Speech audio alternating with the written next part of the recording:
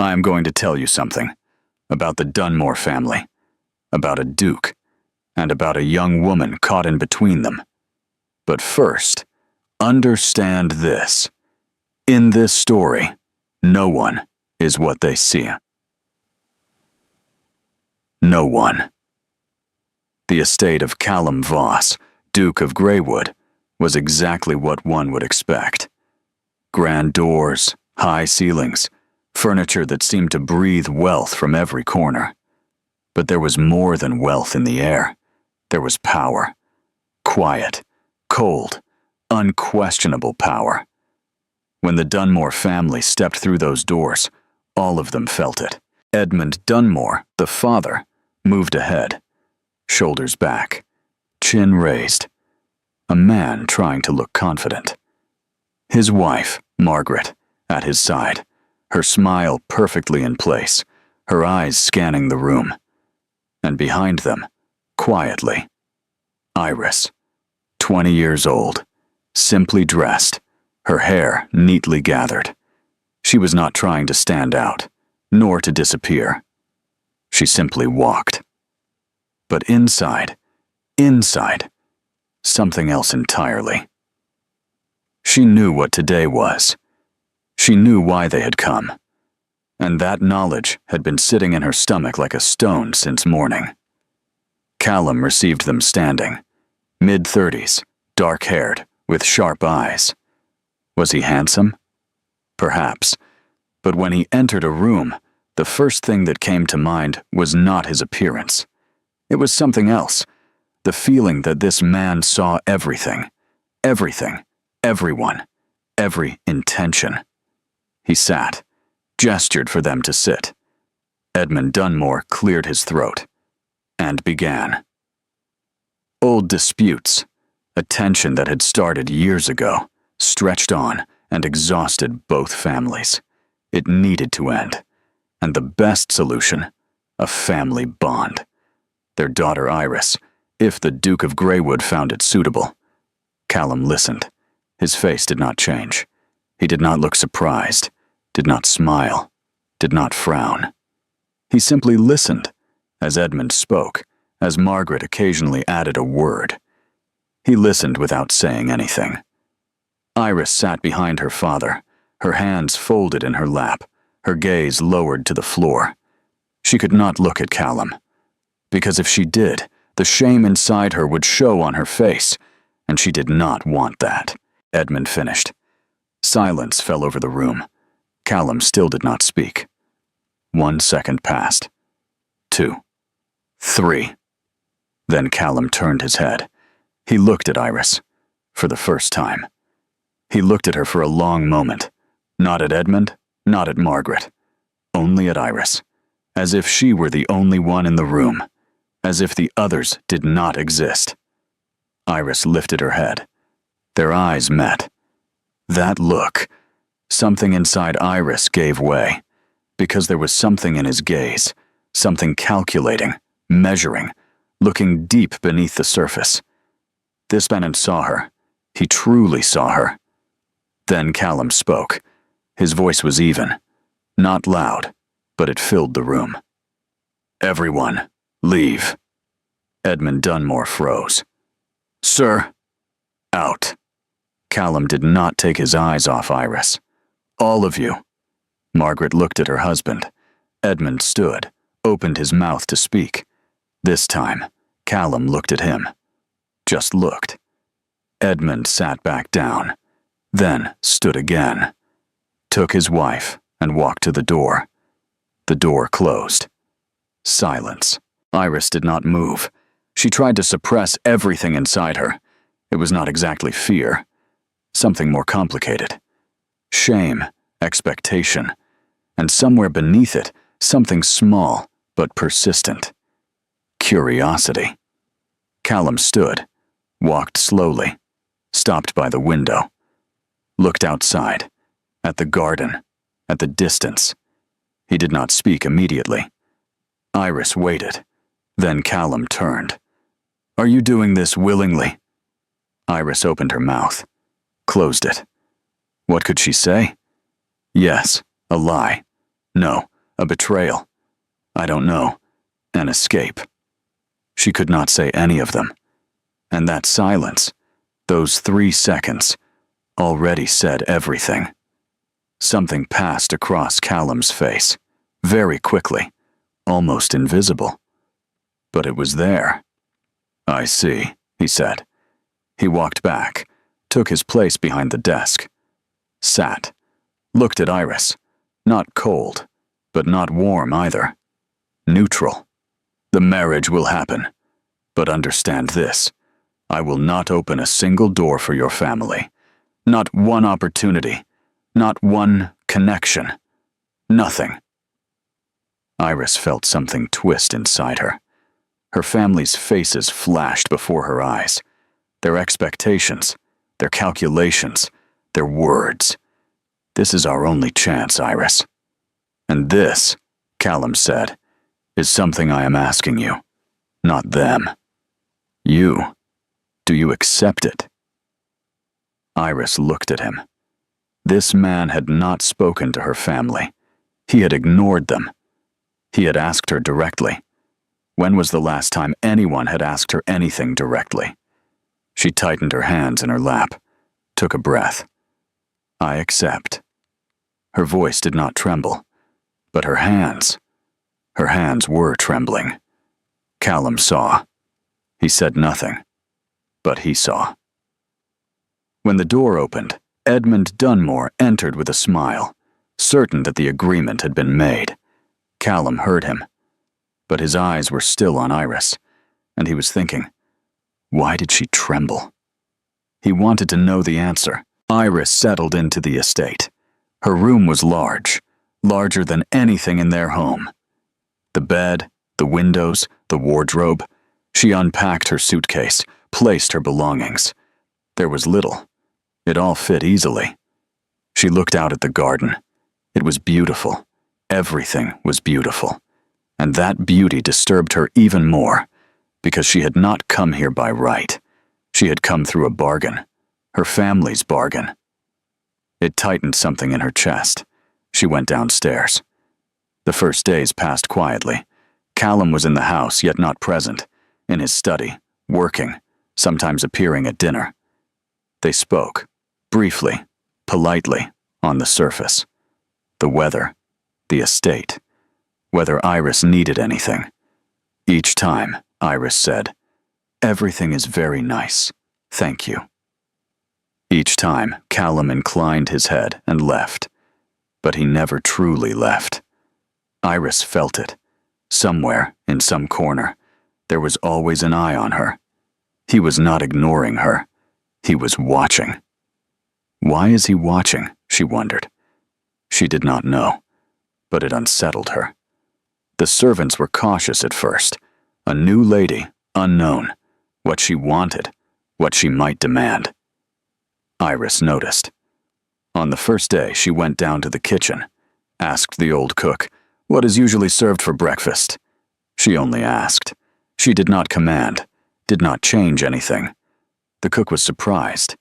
She explained. Iris smiled slightly. "That's wonderful. I will do the same then." That was all. But from that day on, the kitchen door opened a little wider for Iris. Callum saw this and thought, smart. She is trying to win them over, trying to impress her family. He noted it and waited. It was the 4th afternoon. Callum left his study, walked down the corridor. He was about to enter the small sitting room. He needed a document. It was on the shelf. He reached the door, about to step in. He stopped. There were voices inside. Iris's voice, and another, a trembling, older voice. The door was slightly open. Callum did not enter. He looked. The elderly maid, Agnes, was kneeling on the floor. In front of her, a vase, or what remained of it. Blue, finely crafted, one of the oldest pieces in the house. It had fallen. It was broken. Agnes was trying to gather the pieces, her hands shaking, her voice trembling as well. "Oh God! Oh God! Oh God!" Iris stood in front of her. Callum waited to see what she would do. Would she raise her voice? Call for someone? Blame her? Iris bent down, knelt beside Agnes, took the pieces from her hands. Agnes. The old woman looked up, eyes wet, face pale. I broke it, Iris said. Her voice was steady. It was my carelessness. It slipped while I was trying to move it. Agnes froze. But my lady, I broke it, Iris repeated, more clearly this time. The matter was closed. She stood, gathered the pieces, then reached for Agnes, held her arm, helped her up. Go sit for a while, Iris said gently. I will handle this. Callum remained at the door. He could not see Iris's face. Her back was turned, but he saw Agnes's face. Agnes was not thanking her. She was not crying, not even relieved. She was simply looking at Iris, confused, unable to understand, as if asking, what does this mean? Agnes had worked in this house for years. She had seen many ladies, many guests. None of them had ever done this. Callum stepped back, stood in the corridor. His mind worked, fast, cold, familiar.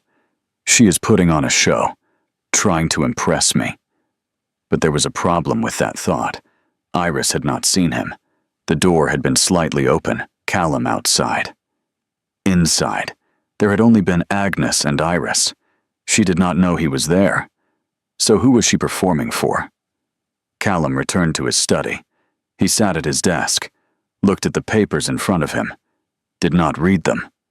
Agnes's face was in his mind, that confused, uncomprehending look. Not gratitude. Confusion.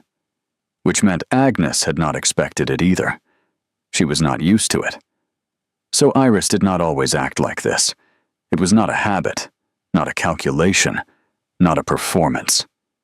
It had simply happened. Callum tapped his fingers on the desk. Once. Twice. I might be wrong. The thought unsettled him, because Callum Voss was not used to being wrong. He read people, always, and correctly. But those hands, the trembling hands on the first day, and now this. I might be wrong. He turned back to the papers, tried to read. It did not work. That evening, at dinner, Callum looked at Iris. Differently this time. Iris did not notice. Or perhaps she did, and chose not to show it. Callum noted that possibility as well, and he kept waiting. The letter arrived on Friday morning. Iris was at the breakfast table, alone. Callum had left early. A maid brought the envelope and set it down. Iris saw the name, her mother's handwriting. She opened it. It was a short letter. How are you? I hope you are well. Do you miss us? 3 paragraphs, then a fourth, almost like an addition, almost as if it did not matter. I wanted to ask something. One of Callum's business associates, someone named Harwick. Has he been seeing him recently? We were just curious. We were just curious. Iris placed the letter on the table. Her coffee sat in front of her, hot, fresh. She did not touch it. This was it. It had come. Her family had not forgotten why they had sent her. She may have wanted to forget, perhaps in the quiet of those first days, in the beauty of the garden, in Agnes's smile. She had felt something different, but her family had not forgotten. Just a name. Something small. Iris stood, walked to the window, looked out at the garden. Harwick. She had heard the name, one of Callum's oldest associates, an important one. Why were they asking? What would they do with this name? She did not ask herself. She already knew the answer. She picked up the letter, placed it in a drawer. The day passed quietly. Iris went about her usual routine, helped Agnes, sat in the garden for a while, read in the afternoon. It was a normal day, but it was not. The drawer was on her mind. The letter was on her mind. At dinner, Callum sat across from her. As always, well-dressed, calm, controlled. The meal began. After the first bite, Callum looked up. Iris was staring at her plate, not eating, holding the fork, but not lifting it.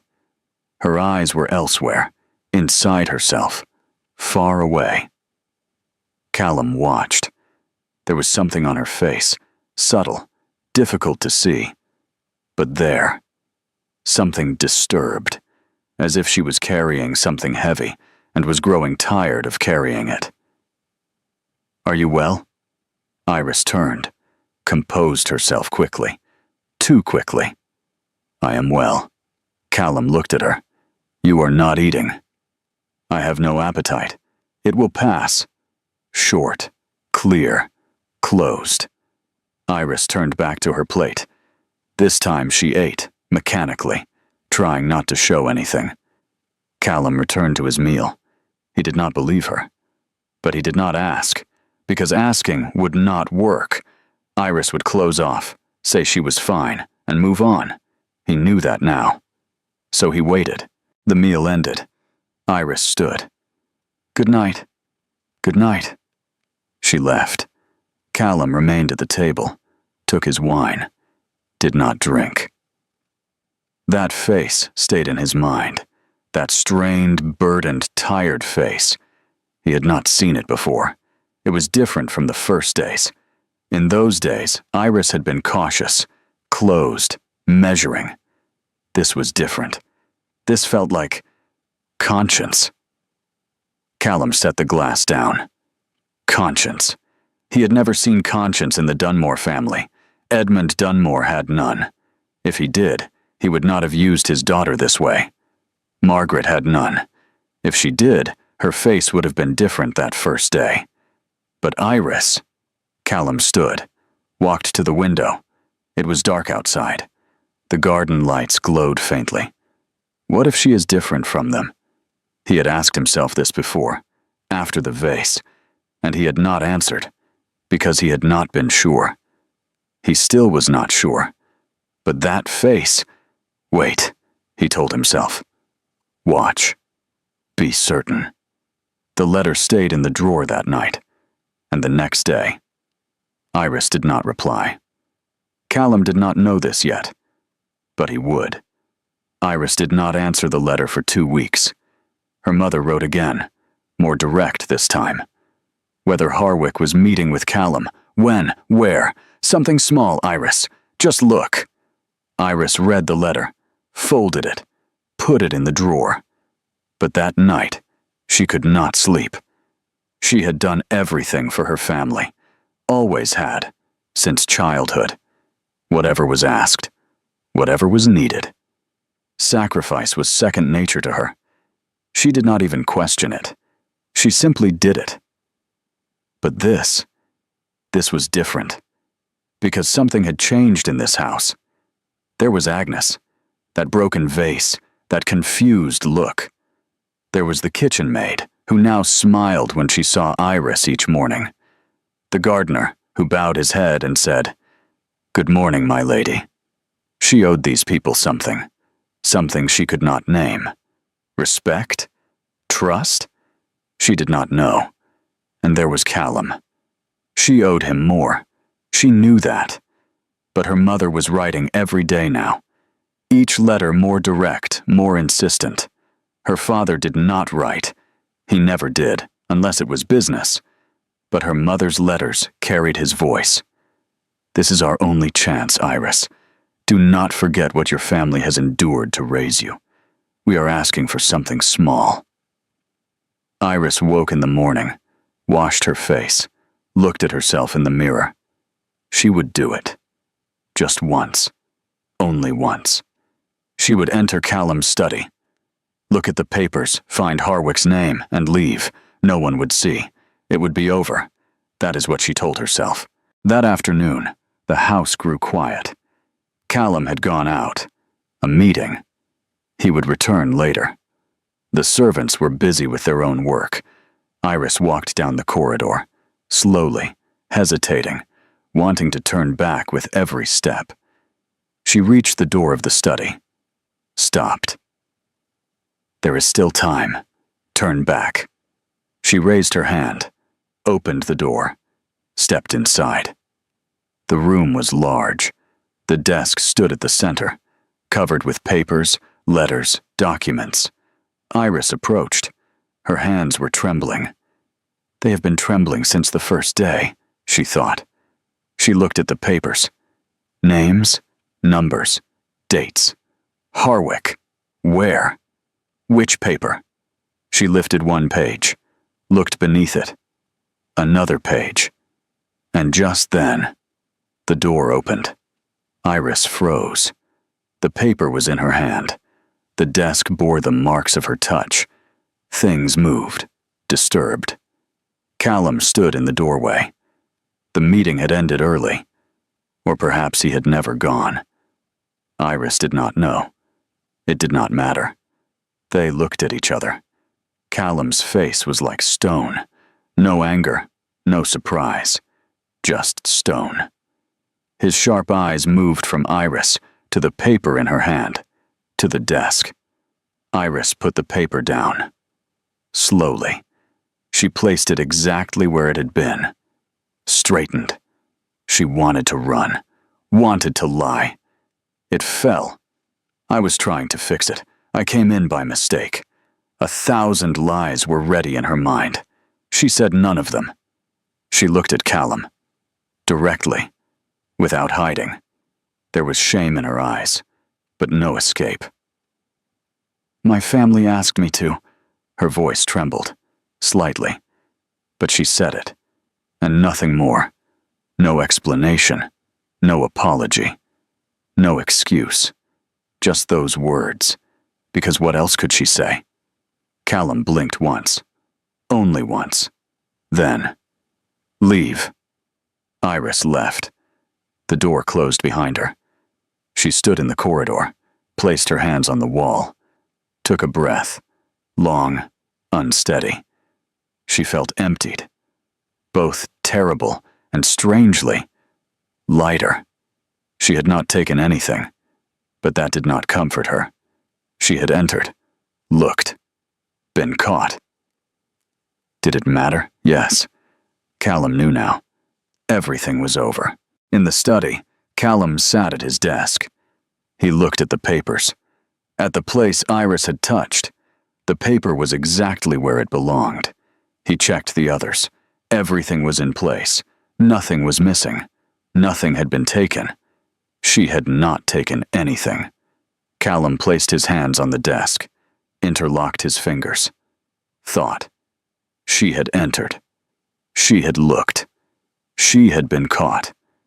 And in that moment, in that exact moment, with the paper in her hand, when she could have escaped, when she could have lied.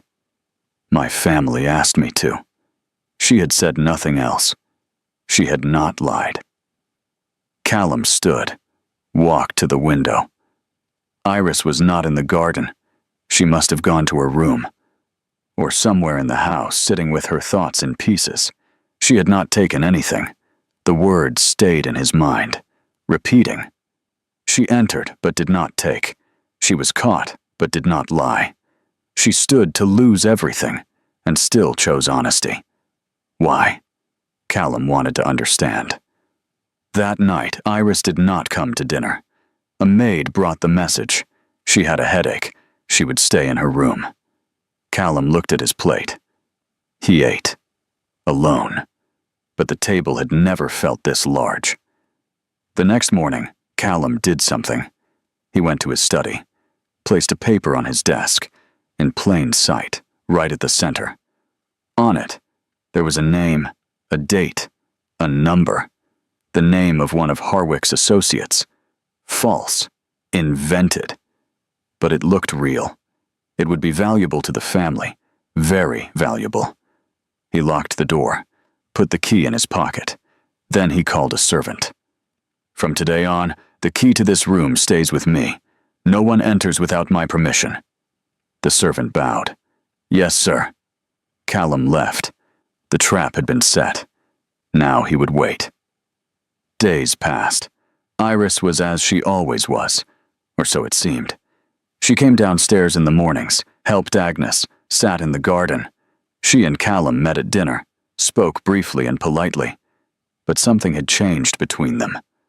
That night at the table, the night Callum told her to leave, something had broken. Iris was quieter now, more withdrawn, and when she looked at Callum, there was something in her eyes, like an apology, but not quite. Something heavier. Callum saw it, noted it, and kept waiting. On the 8th day, Callum contacted one of his associates, the real Harwick, who was in London. "Has the Dunmore family reached out to you recently?" he asked. "No," Harwick replied. "Why?" "I was curious." He ended the call. The Dunmore family had not used the information, which meant Iris had not given it. On the 10th day, Callum called Iris. They met in the small sitting room, not the study, not the dining room, a neutral place. Iris came and sat across from him, hands folded in her lap. Callum looked at her directly. "Have you spoken with your family recently?" "Yes." "What did you speak about?" A second passed. "They asked about me." "Anything else?" Iris looked at him, directly into his eyes, without flinching. "We did not speak about anything else." Silence.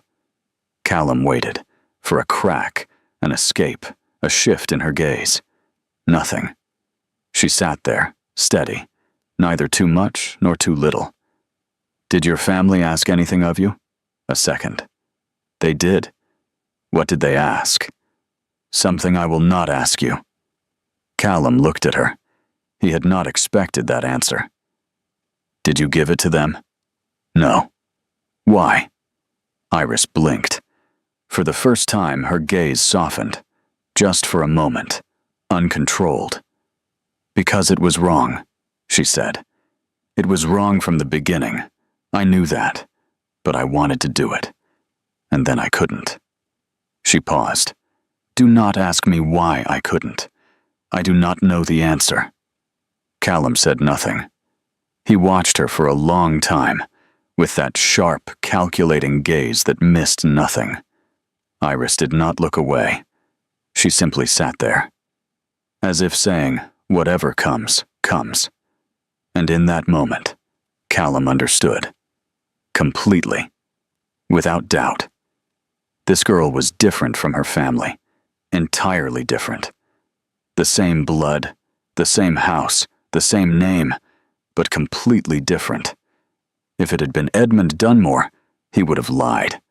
If it had been Margaret, she would have avoided the question. Anyone else would have cried, pleaded, made excuses. Iris had sat there, looked straight ahead, and said, "It was wrong." Callum stood, walked to the window. His back was to her. His mind moved, fast, cold, precise. But this time, the calculations did not align the same way. The plan had changed. He would still use the Dunmore family. That had not changed. He would still give them nothing. That had not changed. But Iris was no longer part of that plan. She could not be. And that complicated everything. "You may go," Callum said. Iris stood, walked to the door. "Iris." It was the first time he had said her name. She stopped, did not turn. "I will not ask again," Callum said. "But I want you to know, the key to that room was always with me. Even if you had entered, you would not have found anything." Silence. Iris stood still for a second. Then she left. Callum was alone. He sat at his desk, looked at the false document, the invented name, the invented numbers. He picked it up, tore it in half, threw it away. The trap had worked, just not in the way he expected. That night, Iris was sitting in the garden. Callum saw her from the window. She sat for a long time, without moving, lost in thought. Then she stood, went inside. Callum remained at the window. For the first time, he did not know what to do. The change came quietly. One evening at dinner, Callum spoke, truly spoke, for the first time. Not about the weather, not about the house, not about whether she needed anything. Something else. He spoke about a business matter, a dispute in London, a complicated legal situation. He spoke as if thinking out loud. Iris listened.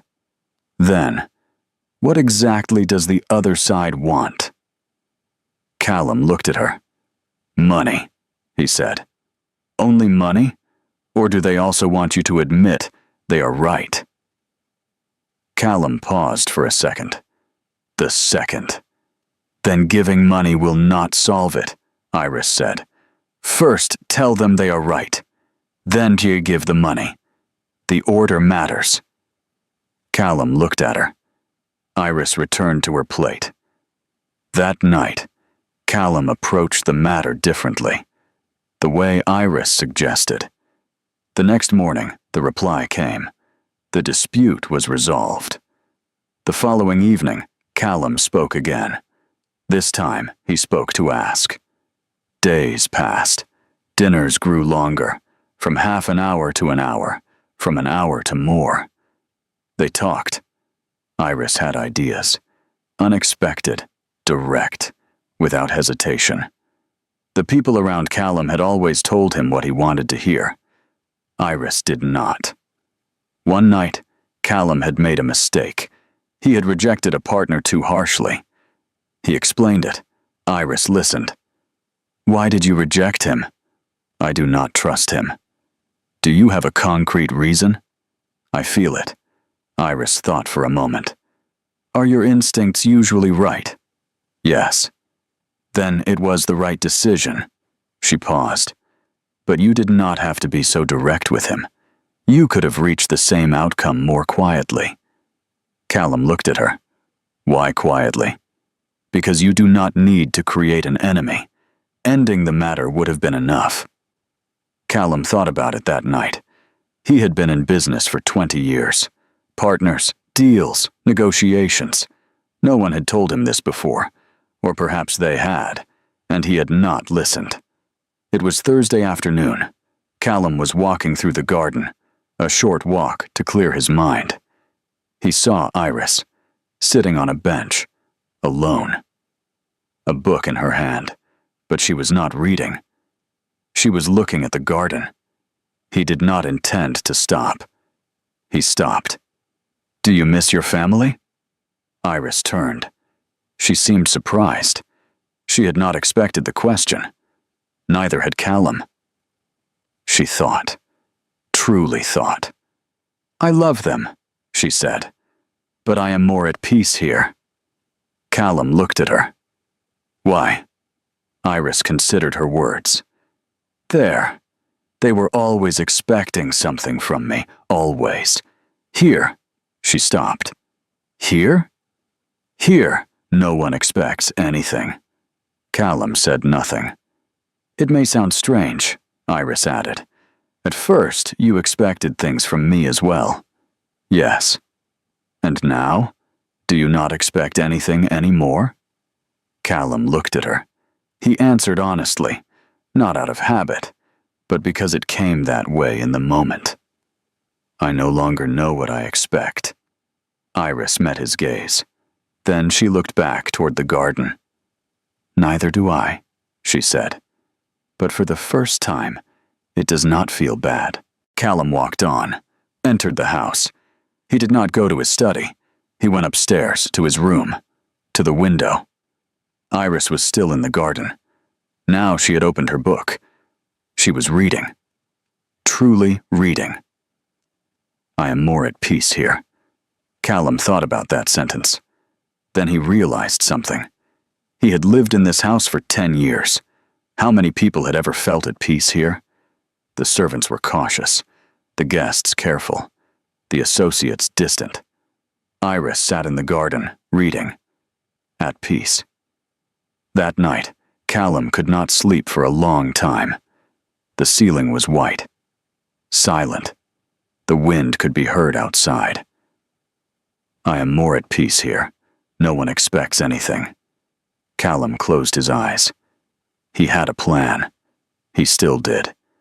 The Dunmore family would come, leave empty-handed, learn their lesson. That had not changed. But Iris, where did Iris stand in that plan now? He did not answer himself, because he already knew the answer, and that answer changed everything. In the morning, Callum woke early. He went downstairs. Agnes was in the kitchen, preparing breakfast. "Is the lady awake?" Callum asked. Agnes looked surprised. It was the first time he had asked. "Not yet, sir. She usually rises early, but today—" "That is fine," Callum said.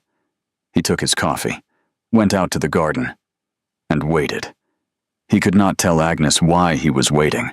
He could not tell himself, either. They arrived on Sunday afternoon. They had not sent word. The carriage came straight to the door, and Edmund and Margaret Dunmore stepped out. The excuse for the visit was ready. They missed their daughter. They had come to see how she was. A maid informed Iris. Iris came downstairs. Her mother embraced her. Warm, long. Iris embraced her back. Because whatever they said, whatever they did, she was still her mother. And she loved her. Edmund inclined his head. "You look well." "I am well," Iris said. They moved to the small sitting room. Callum was not there. He was out and would return in the evening. A maid brought tea. The first half hour was normal. Then Edmund spoke. His voice lowered. The door was closed. No servants. Just the three of them. "Iris, the time is coming." Iris set down her tea. "We have waited long enough," Edmund said. "We have been patient. But now we need something. Have you gathered any information about that man?" "No," Margaret intervened. Softer, more maternal. "My dear, we sent you here. You know the situation of our family. We have debts. People are waiting." "I know," Iris said. Then, "I know," she repeated, "and I cannot do it." Edmund's expression changed. "It is not that you cannot. It is that you will not. They are the same thing." "Iris," his voice hardened, "you married this man. You live in his house. You eat at his table, sleep under his roof, and you cannot do one thing for us?" Iris looked at her father for a long moment. Edmund continued, "We raised you. We gave you everything. Now the family is in hardship, and you—" "Enough," Iris said. Silence fell over the room. Margaret reached for her hand. "My dear, just— Mother." Iris did not pull her hand away, but her voice was firm. "I love you. I love both of you. But in this man's house, I will not betray his trust and steal from him." "It is not stealing. It is." Edmund stood. "You will regret this." "Perhaps," Iris said, "but this is what is right now." They left. As the carriage departed, Iris watched from the window. The last thing she saw was her mother's face. Sad, tired, agitated. Something ached inside her, but her decision did not change. That evening, Callum returned. Iris was in her room. She heard him. The sound of the horse, the door, footsteps. His voice, brief, speaking to a servant. Iris stood. She stepped into the corridor, walked to Callum's room, stopped at the door, turned back. "There is no need. Tell him tomorrow. Or never." She knocked. Callum opened. He was still dressed. He had just returned. When he saw Iris, something passed across his face. He did not ask what it was, what had happened, why she had come. He simply waited. Iris spoke. "My family came today. They asked something of me." She paused. "I will not give it to them, but I wanted you to know." Callum looked at her. Why are you telling me this? A second passed. Because I want to be honest. She blinked. I should have been from the beginning. That day when I went to your desk, even before that, I should have been honest. I was not. You are now. Late.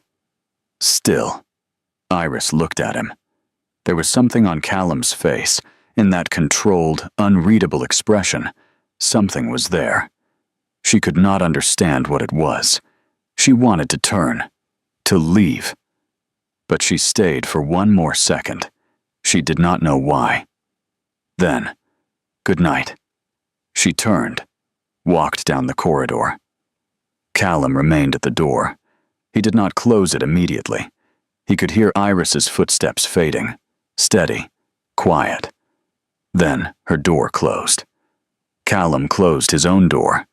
He stood in the room. For 10 years he had lived in this house. How many people had walked through this door? For business, for money, for status? All of them wanted something. All of them hid something. Iris had come. She wanted nothing. She hid nothing. I wanted you to know. That was all. Not to gain anything. Not to ask forgiveness. Only. I want to be honest. Callum went to the window. It was dark outside. The garden lights glowed faintly. There was something inside him. Something unfamiliar. Something that did not fit his plans. Something warm. An uncomfortable warmth. He did not recognize it. Or perhaps he did, and it had simply been a very long time. That night, Callum sat at his desk. In front of him were his notes about the Dunmore family. Plans, calculations, what he would do, and when. He looked at them, then turned the page. A new page. He did not write anything. He simply looked at the empty page, and for the first time, he did not think about where Iris fit into the plan. He thought about what the plan meant without Iris. The request for a meeting came on Tuesday morning. A short letter. Edmund Dunmore's handwriting. Polite, but with something beneath it. They wanted to discuss business.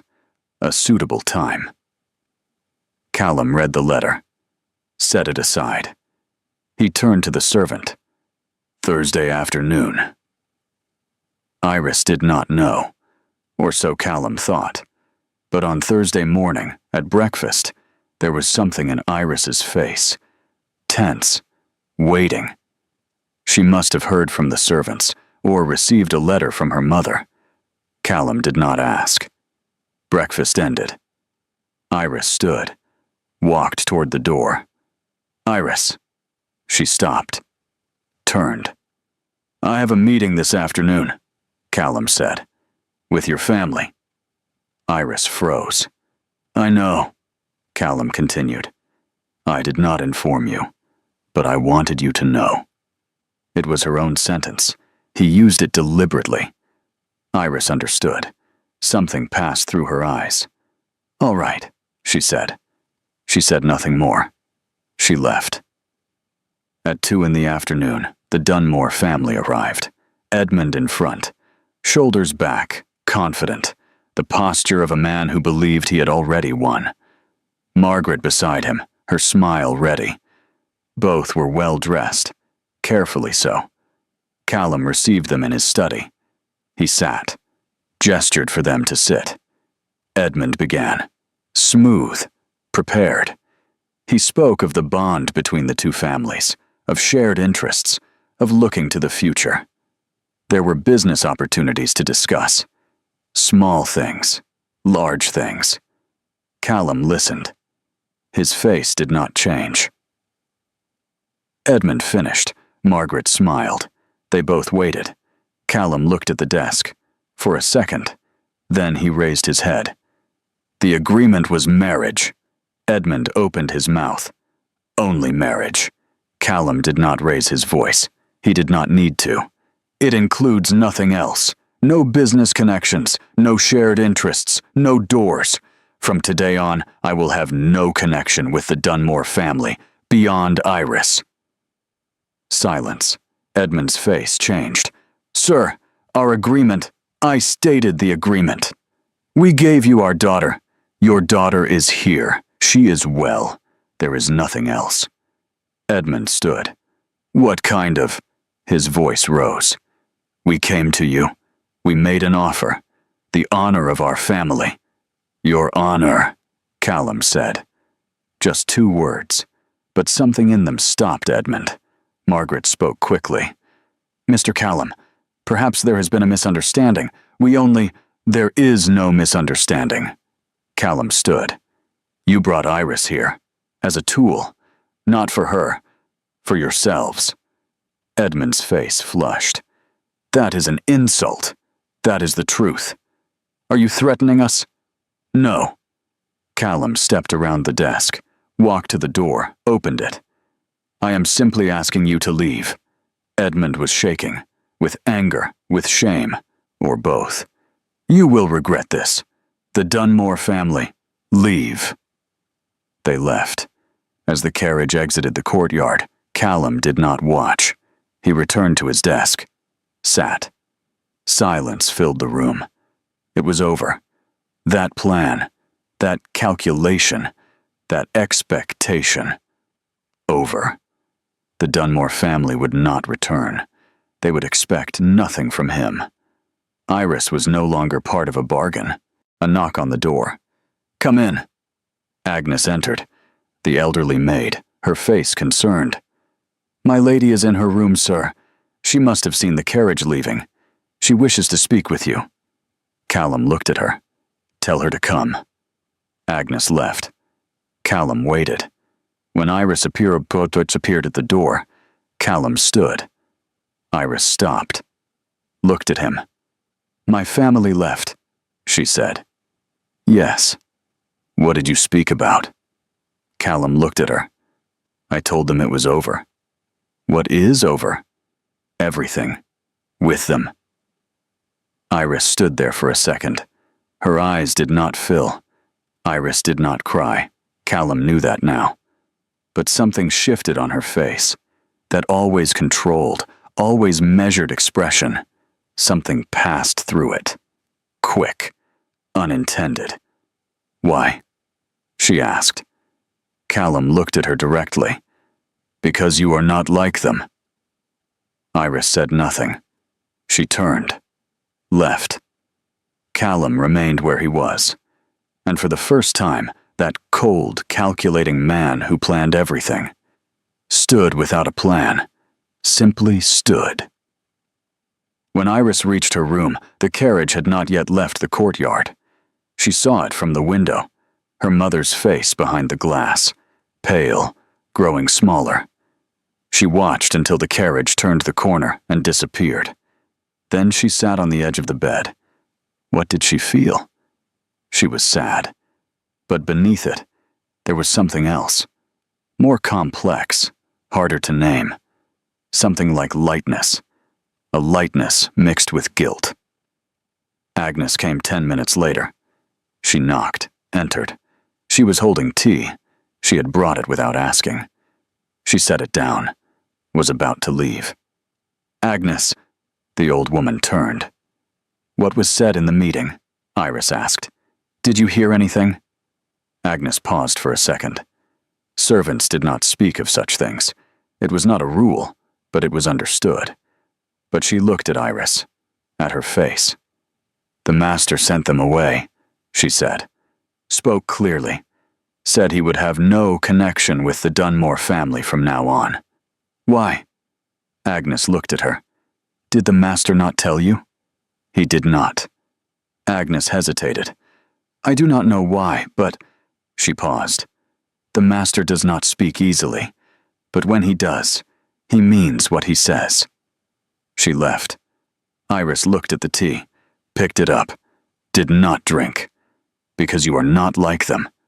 She had just heard it, from Callum's own mouth, and now from Agnes, in different words, but the same meaning. Callum had sent her family away, for her, without asking, without explaining. He had simply done it. Iris stood. Callum was in his study. She knocked. "Come in." She entered. Callum was at his desk, reading something. He looked up, waited. Iris stood at the door. "You will do nothing for my family anymore." "No." "Why?" Callum set the paper down, looked at Iris, with that steady, sharp gaze that missed nothing. "Because you are not like them." Iris froze. It was a simple sentence, 4 words, but it carried everything. The vase, the desk, that night at the door. I wanted you to know. All of it contained in those 4 words. You are not like them. Iris wanted to say something. Her mouth opened, closed. Callum continued. His voice was the same, even, controlled.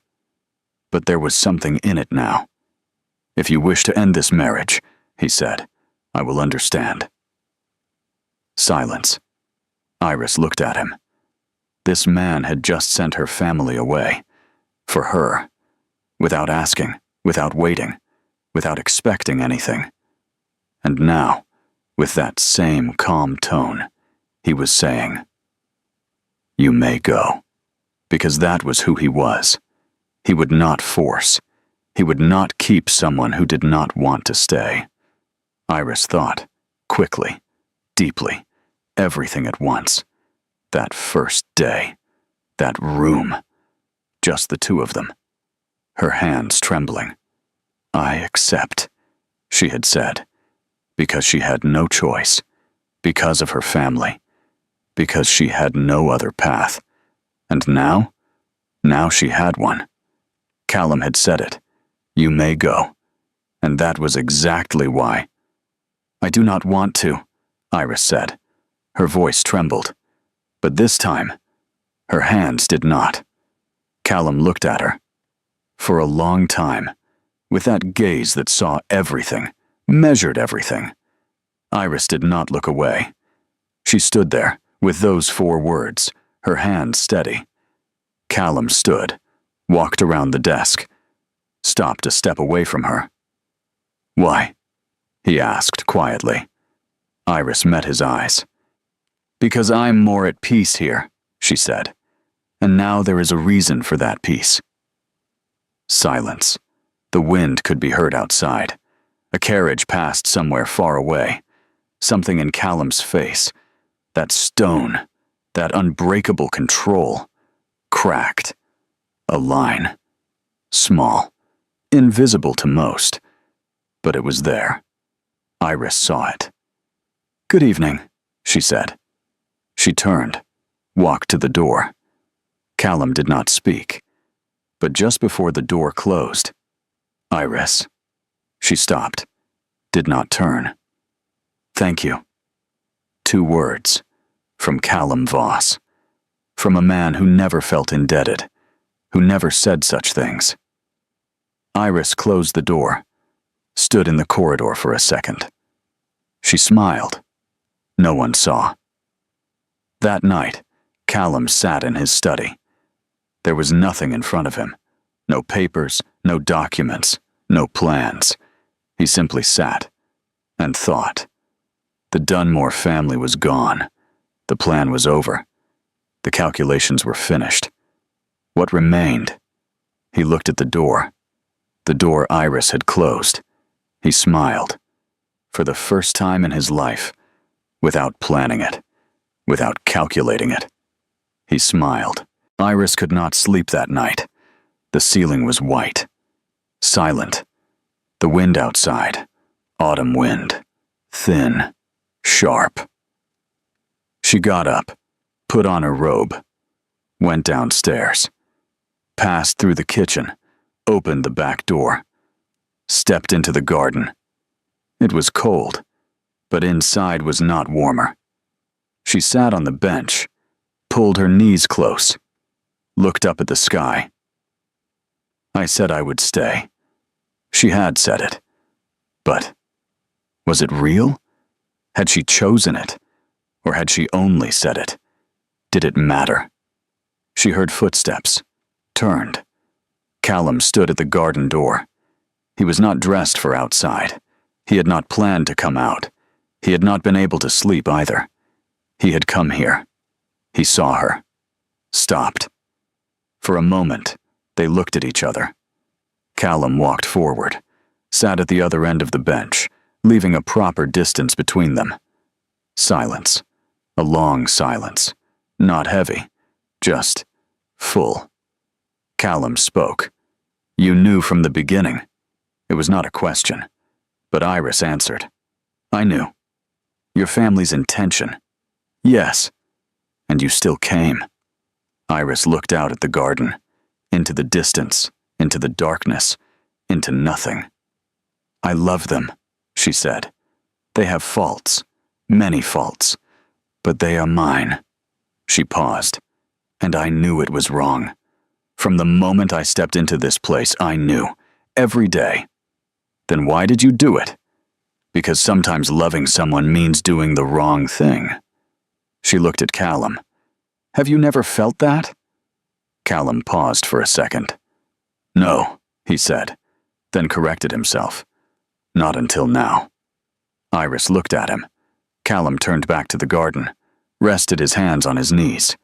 That man who was always controlled, always composed, now he was simply sitting. Nothing more. I was wrong too, he said. Iris waited. I misread you. From the moment you came here, I misread you. When did you realize? Callum turned to her. When you did not break the vase. Iris froze. That early? That early. But then I wanted to be certain, Callum said. I did not want to be wrong, not again. Iris looked at him. Have you been wrong before? Callum paused. He could have avoided the question, turned away from it. But he did not. Once, long ago. He said it briefly, did not close it, but did not open it either. Since then, I have been careful. Very careful. Yes. He looked at her, perhaps too careful. Silence. The garden was dark. The lamps were out. Only the distant lights of the house remained. Clouds moved across the sky, a few stars appearing in between. Iris felt the cold. She pulled her robe tighter. Callum noticed. He stood. Iris thought he would go inside. Instead, he took off his coat, held it out. Iris looked at it. You will be cold. I will not. Iris took it, placed it over her shoulders. Callum sat down again. Will you stay? Callum asked. Iris turned to him. Truly, Callum said. No games, no family, no calculations. He looked at her, that same steady, sharp gaze. But now there was something else in it. Just you. Iris looked at him for a long time. She thought of that first day, in that room, her hands trembling. I accept, she had said. Because she had to. Because she had no other way. And now? Now the door was open. She could leave, return to her family, build another life. And now, at this moment, for the first time, she was truly choosing. I have already stayed, she said. Callum looked at her. That sentence, 2 words, settled inside him. Warm, heavy, real. He wanted to say something. Many things. The mistake, the years, the caution, the garden, the vase, the desk, all of it. But it was too much for now. So he said only this. Thank you. Iris smiled. Small, unplanned, real. That is the second time you have said that. I know. You do not say it often. No. Then saying it twice means a great deal. He looked at her. Yes. They remained in the garden. They did not speak further. Words were no longer needed. It was cold, but neither of them stood. Callum's coat rested on Iris's shoulders. Somewhere, a night bird called. A carriage passed in the distance. The town slept. The wedding was renewed with a small ceremony. This time, real. It was not Callum's idea. It was Iris's. The first wedding was an agreement, she had said. This time, let it be different. Callum had not objected. He never objected to Iris. Something rare, and each time, still surprising. It was a small ceremony. Agnes cried, denied it. The servants prepared food in the kitchen. No one had told them to, but they all knew. The Dunmore family never came to the door again. Iris did not cut them off completely. She did not want to. She loved them. But she placed distance. Clear. Lasting. Over the years, that distance did not change. It neither grew nor lessened Maud. It remained. Her mother wrote sometimes. Iris replied, briefly, politely. How are you? I am well. Good day. Edmund came once, years later, for something else. Callum received him. A short meeting. Cold but polite. As Edmund was leaving, he saw Iris in the corridor. They looked at each other. Edmund wanted to say something. Then he did not. He passed by. Iris watched him go. Something ached inside her. It still did. Every time. But the ache passed now. It did not last as long as before. Callum changed. Slowly. Quietly. But he changed. Agnes was the first to notice. Of course it was Agnes. The master laughed today, she said one day in the kitchen, as if speaking to no one. He truly laughed.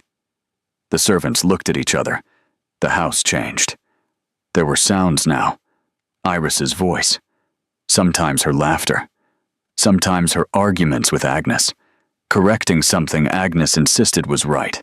Agnes refusing to accept it. The two of them arguing. And in the end, both of them laughing. Callum could not describe what he felt when he heard it. It felt like a home. Perhaps for the first time. One autumn evening, Callum sat in the garden. Iris came to him, holding 2 cups of tea. She sat beside him. What are you thinking about? She asked. Callum looked at her. You. Iris paused for a second. Then she smiled. That small, unplanned smile. Always. Mostly. That is inefficient. Yes. He looked at her. I do not mind. Years passed. Callum's business grew. With Iris's ideas, her suggestions, sometimes her objections. Callum listened. Not always. Sometimes they argued. Long, quiet arguments. Iris did not step back. Neither did Callum. In the end, one of them was right. Sometimes Callum. Sometimes Iris. Neither of them kept count. But Agnes did. My lady is ahead, she would whisper in the kitchen. The final scene. Winter. The garden covered in snow.